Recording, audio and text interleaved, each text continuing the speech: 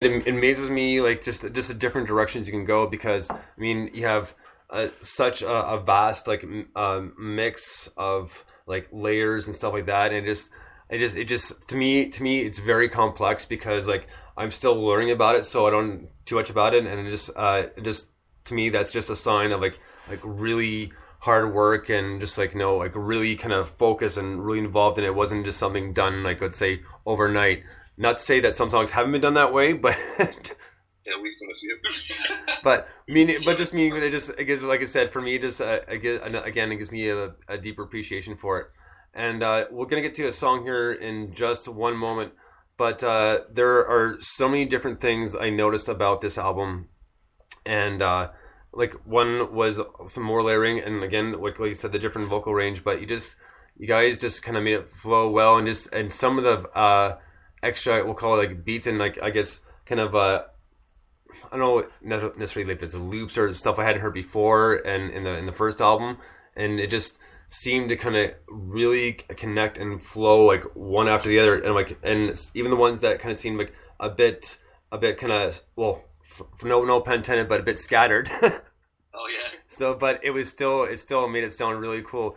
So what we're gonna do is we're gonna play a song right now, and this is the single you guys are putting up today. The song is called "Profit" off Analogue Wave's brand new album Cashmere. Dig this.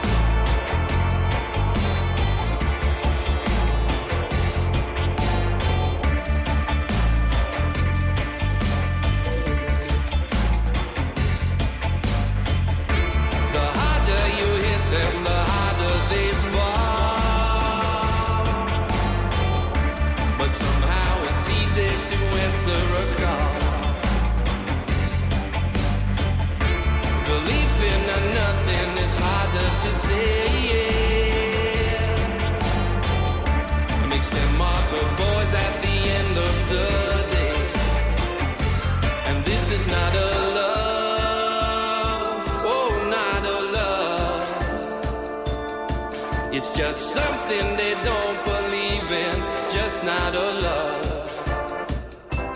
This is not a love, oh, not a love. It's just something they don't believe in, just not a love.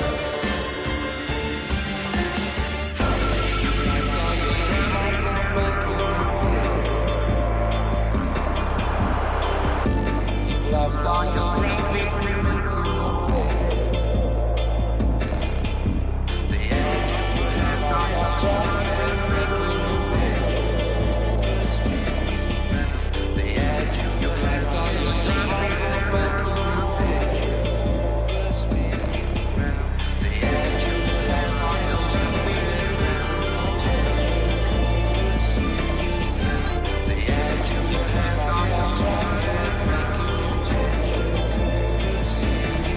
it's just something they don't believe in, just not a love. It's just something they don't believe in, just not a love. You're talking right at me, I've nothing to say. And your words are like poison, they lead me astray. And I tell me, you're so fucking special, and why don't you stay? Oh, I tell you, 'cause you've lost all your profit from making a play. And this is not a love, oh, not a love. It's just something they don't believe in, just not a love. And this is not a love.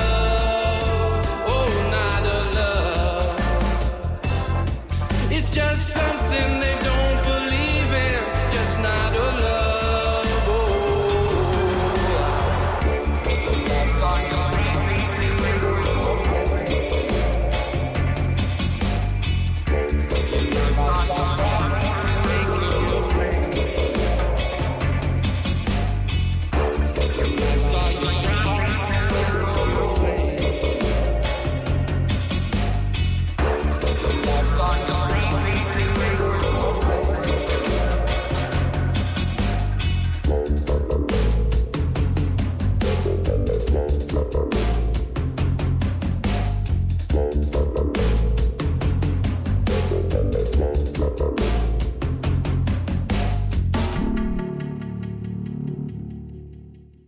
That was Profit by Analogue Wave. That's their newest release, authored brand new album, Cashmere.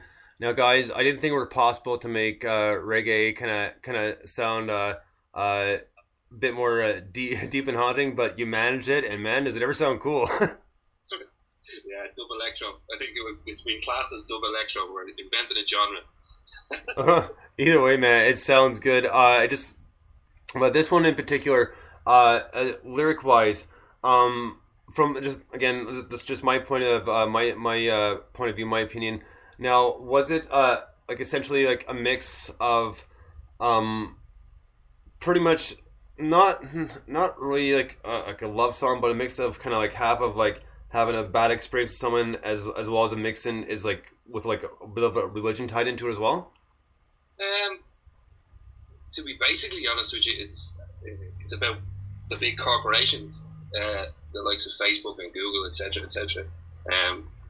Coming in. It's basically it's a resistance track, dub style. It's a political track. It's nothing about love or religion. It's basically about big corporations coming over to Ireland and taking your money and not giving you anything, and then fucking off and leaving you. That's basically what it's about.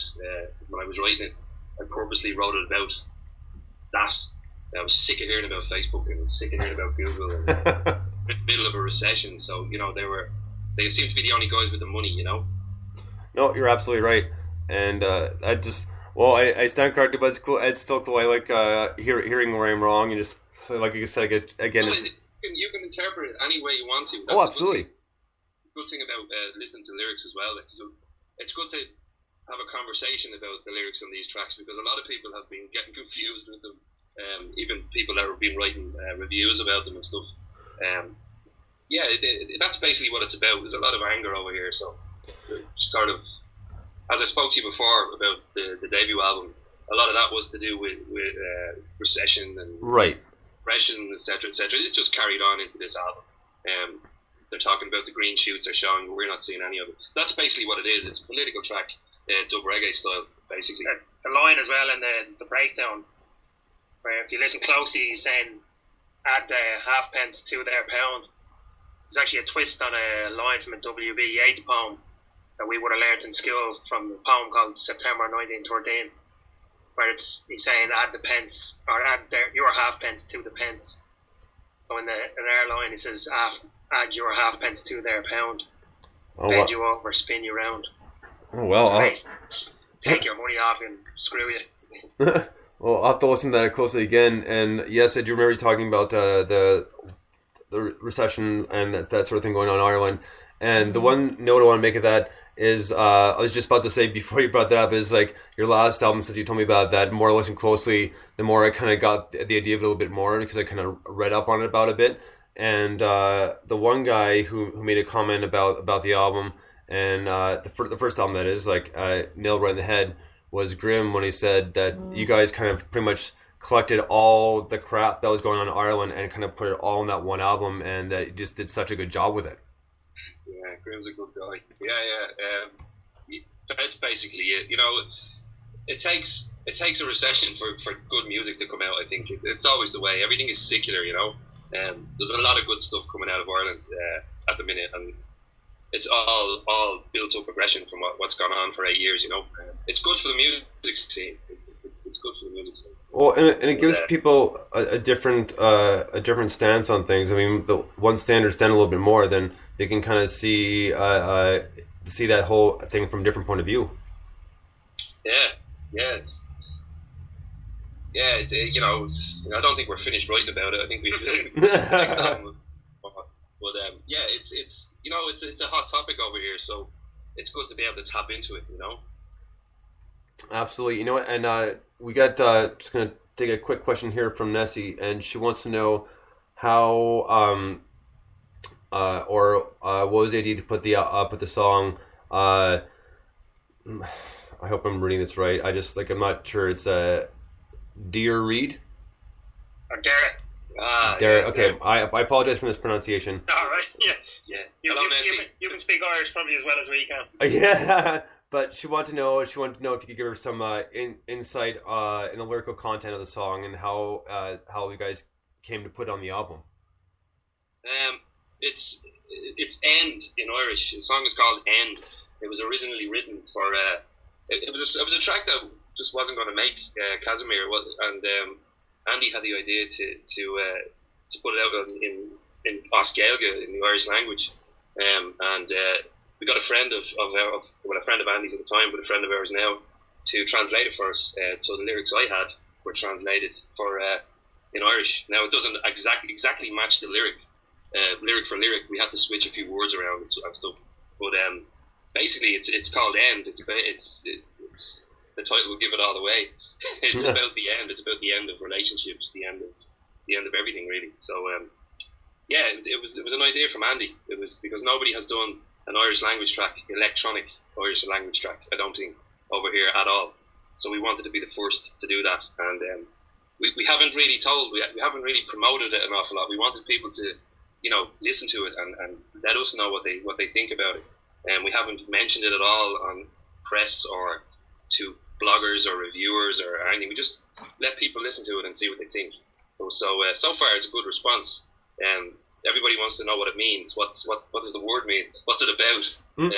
But yeah, it's basically about the end. It's about breaking up. It's what we've been talking about. It's just another string to our bow. But we don't ask us to play it live. We never will. Yeah. It has a catchy chorus though. So, yeah. No, that it does. Yeah, I was wondering myself. So good question there, Nessie. And yeah, I Hi, Nessie. There's your shout out, Nessie. But everybody should check out the review Nessie's done on the album actually on our blog. Yep. Really, really cool. And she's reposted a few times on Facebook and Twitter. If not, sure, if you ask her nicely, she'll send you the link. Yeah. Okay. Really, really good read. So I can never remember the full thing, and I don't want to ruin the blog title. So Nessie, if you want to repost that now for people to read, I'm sure there's a lot more people that want to read it. Yeah, I mean, I'm glad you mentioned that with the Irish that part of the language, because like I had no idea. I never would have guessed that at all. Yeah, it's you just want, when you're in a band in Ireland, it's you always want to have an Irish language track. It's the cool thing to do, but I don't think anybody's done an electronic Irish language track, so we've done it anyway. So I don't know what the true Irish Gaelgors will think of it. They'll probably laugh, but sure, hey, it's all good in good faith, Absolutely. So there we go. There's a good explanation that I don't think half of us ever would have guessed, but that's awesome. So before we got time for one, maybe two more songs, but before we get to that, just a few more things. Now, the lineup on this album, like title wise, is kind of, but I'm trying to think of how to put this. Sometimes I get too excited, so I kind of get things jumbled up here. So is now it actually kind of makes more sense watching the flow of it, because starting from like I Feel Hollow from the very beginning to track 7, which is Half Light, which is pretty much my favorite song on the album. There's other thing, and then followed by It's Never Free. So now when you give more of an insight saying that it's essentially a political album and just the stuff that's going on, now it makes a lot more sense, and now I can kind of understand the arrangement of the songs and the titles.